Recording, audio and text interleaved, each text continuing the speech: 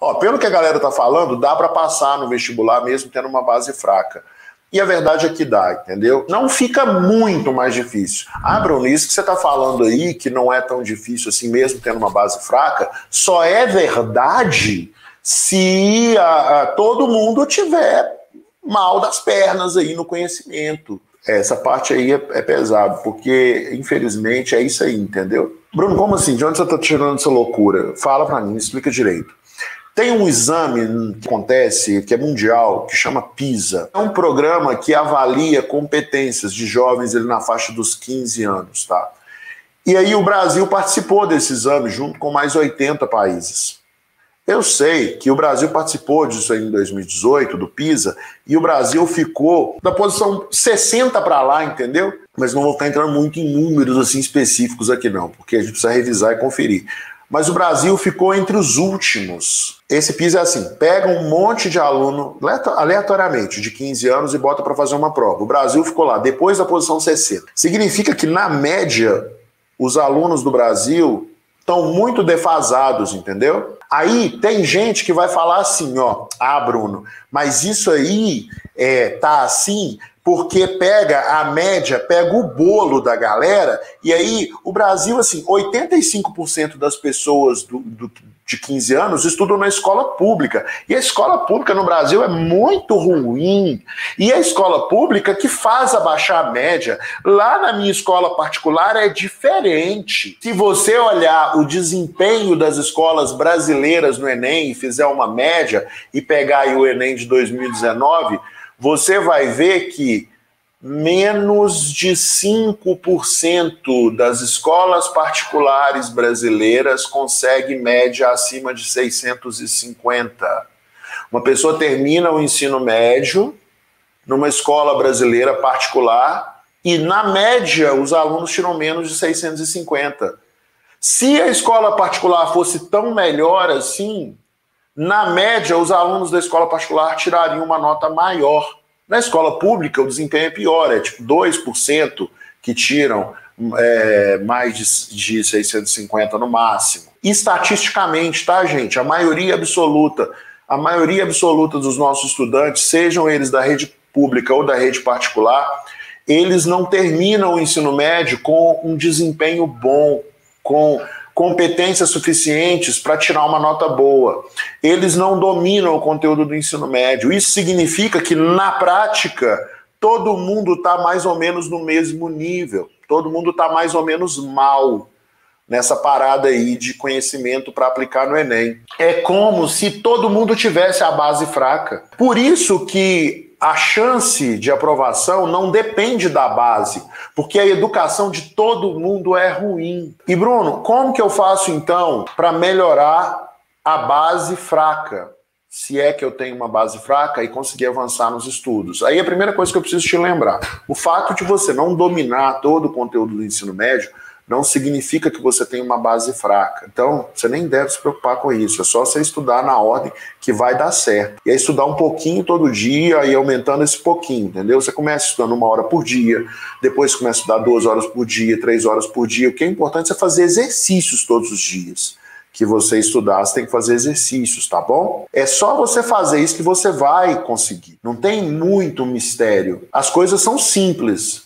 Não quer dizer que são fáceis. Não é fácil manter a disciplina diariamente, tá? Eu tenho consciência disso. É simples, só não é fácil. Se você tiver ajuda, tiver um grupo que vai te dar mais força, ajuda, entendeu? E se você souber o que você tem que fazer, também facilita bastante. Então, assim, Bruno, como que eu melhoro uma base fraca? Já que eu entendi que não saber toda a matéria do ensino médio não é base fraca. Base fraca é fundamental, né? Se você não está muito bem com a matéria fundamental. Não precisa sofrer por causa disso também. A maioria das pessoas também estão nessa situação. O que você tem que fazer? Vai lá e estuda a matéria do ensino fundamental. Do início. Bruno, você está falando que em matemática eu tenho que pegar, pelo menos, por exemplo, uma matéria do 6º ano? Pega. Porque se você aprende essa matéria, você consegue aprender o resto, entendeu? Então não faz sentido você querer construir na sua cabeça um conteúdo lá avançado se ele ainda não está sedimentado aqui embaixo. Então você tem que começar de baixo. Só que esse processo de começar de baixo é muito mais rápido, para você evoluir do que se você deixar para começar lá de cima. É tipo assim, imagina que você quer aprender a andar de bicicleta. O melhor jeito de aprender a andar de bicicleta é começar com bicicleta de rodinha, depois você tira uma rodinha, depois você tira a outra, sempre andando no plano. Você aprende muito mais rápido do que se passar uma bicicleta correndo e você quiser pular em cima. Não tem chance, entendeu? Então, querer estudar um assunto avançado é a mesma coisa. Bruno, teria problema se eu começar antes do ponto que eu não sei, ou seja, começar com alguma coisa que eu sei? É melhor até. Eu fazia assim, eu começava por um assunto que eu já dominava e ia crescendo, entendeu? Fazendo os assuntos subsequentes. Então, por exemplo, eu sabia função do primeiro grau. Aí, sabendo função do primeiro grau, eu fui estudar a função do segundo grau. Depois que eu sabia a função do segundo grau, eu fui estudar a função modular. Depois que eu estudei função modular, que eu fui estudar função logarítmica. Mas antes eu tinha estudado exponencial. Tem uma sequência, entendeu?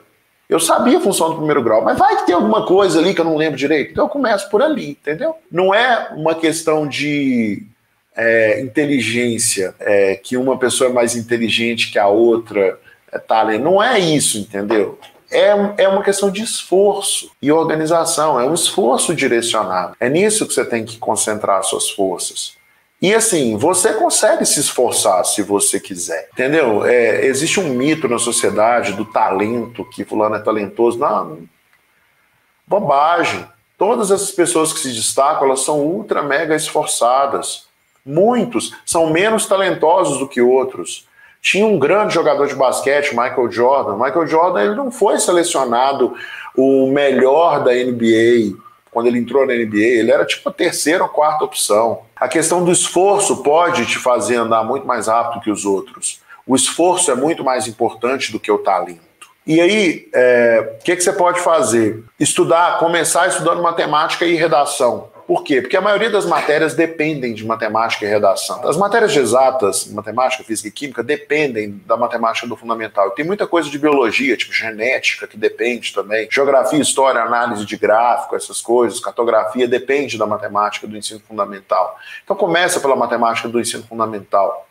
E para você melhorar a sua capacidade de interpretação de texto, de entender o assunto que você estiver interagindo, né, seja por uma leitura, seja por uma aula, começa também fazendo uma redação por semana, tendo a sua redação corrigida, entendeu? Aprendendo a escrever redação. Por exemplo, aqui no quadro, a gente tem aulas abertas, tem muito conteúdo sobre redação aí disponível na internet todas as semanas. Tem muito conteúdo de 2011, de matéria do ensino fundamental para você aprender também. O primeiro passo, a primeira coisa que você pode fazer é entrar no YouTube do quadro e começar a estudar ali as matérias do ensino fundamental, tá? De matemática, por exemplo.